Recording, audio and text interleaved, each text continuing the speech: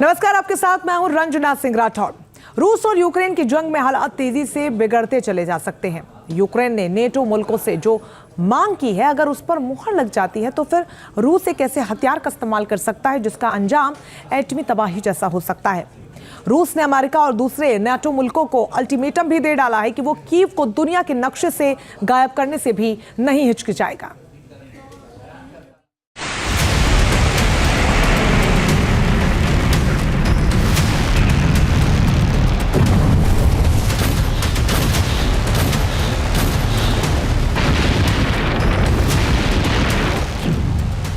रूस ने धमकाया, कीव का होगा पूर्ण सफाया।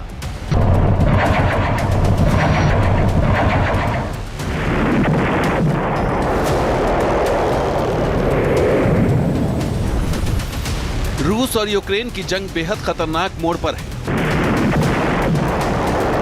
यूक्रेन और नाटो मुल्क जिस रणनीति पर काम कर रहे हैं, उसे जानने और डिकोड करने के बाद रूस की बौखलाहट बढ़ गई है।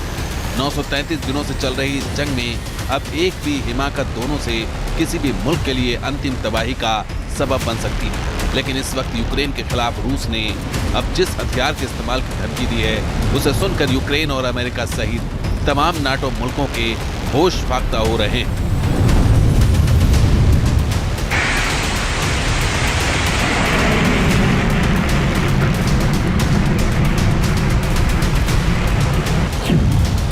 दुनिया का सबसे विनाशकारी बम अमेरिका को करेगा बेदम।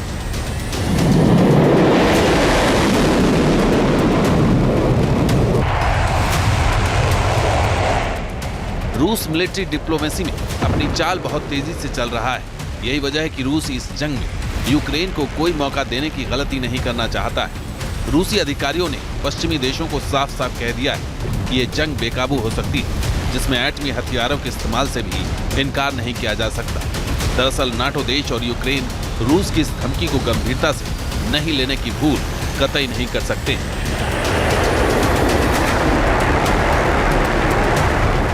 क्योंकि यह इशारा किसी और ने नहीं बल्कि रूस के पूर्व राष्ट्रपति और रशियन सिक्योरिटी काउंसिल के डिप्टी चेयरमैन दिमित्री मेदवेदेव ने किया है। मेदवेदेव ने कहा है कि रूस यूक्रेन को दुनिया के नक्शे से मिटाने में अपने किसी नए हथियार का भी इस्तेमाल कर सकता है। पश्चिमी देशों की दखलंदाजी की वजह से रूस का धैर्य खत्म हो रहा है। रूस इन हथियारों का इस्तेमाल करने की इच्छा नहीं रखता है, लेकिन फिर भी ये एक संभावना है। आज जहां मदर ऑफ रशियन सिटीज है, वहां पिघला हुआ विशाल धब्बा रह जाएगा।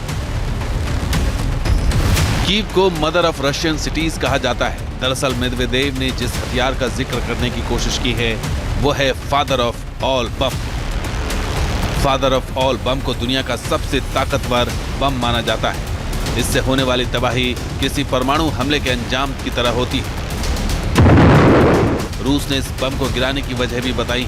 दरअसल अमेरिका और ब्रिटेन यूक्रेन को रूस के खिलाफ लंबी दूरी की मिसाइलों के इस्तेमाल को मंजूरी देने पर मंथन कर रहे हैं। इसकी भनक मिलते ही रूस ने अपनी हिफाजत के लिए हर एक विकल्प को आजमाने का खुला ऐलान कर दिया है। रूसी राष्ट्रपति व्लादिमीर पुतिन ने तो कह दिया है कि मिसाइल से हमलों का मतलब होगा रूस के खिलाफ जंग में अमेरिका और यूरोप का कूद पड़ना। ये इस बारे में निर्णय लेने का है कि नाटो देश सीधे तौर पर सैन्य संघर्ष में शामिल हैं या नहीं। यदि यह निर्णय लिया जाता है तो इसका मतलब होगा जंग में नाटो देशों, संयुक्त राज्य अमेरिका और यूरोपीय देशों की सीधी भागीदारी।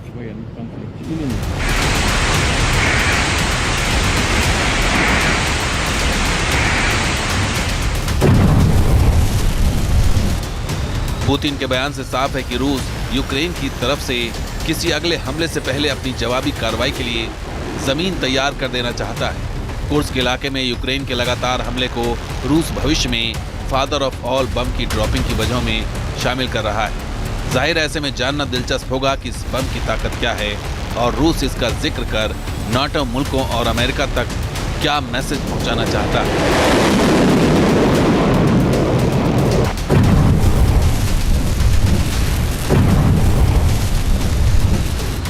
फादर ऑफ ऑल बम रूस का सबसे ताकतवर बम है। 7 टन वजन वाला ये बम दरअसल गैर एटमी बम है।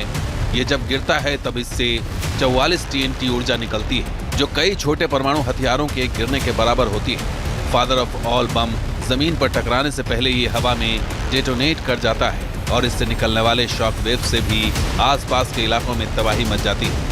थर्मोबैरिक बम होने की वजह से ये बम जहां गिरता है वहां ऑक्सीजन को सोख लेता है और बड़े हिस्से में सब कुछ राख हो जाता है। इसका टेम्परेचर किसी भी दूसरे बम की तुलना में कहीं ज्यादा होता है, यानी इससे होने वाला विनाश परमाणु बम से कम नहीं होता है। रूस ने 11 सितंबर 2007 को इस बम का पहला परीक्षण किया था। मकसद था अमेरिका के मदर ऑफ ऑल बम का जवाब देना। रूस के इस बम को अमेरिका के सबसे ताकतवर बम से ज्यादा घातक माना जाता है। रूस अपनी धमकी को लेकर कितना गंभीर है, इसका अंदाजा सिर्फ इसी बात से लगाया जा सकता है कि मेदवेदेव ने फादर ऑफ ऑल बम के लॉन्च व्हीकल का भी खुलासा कर दिया है। माना जा रहा है कि रूस इसके लिए RS-28 सर्मट मिसाइल का इस्तेमाल कर सकता है।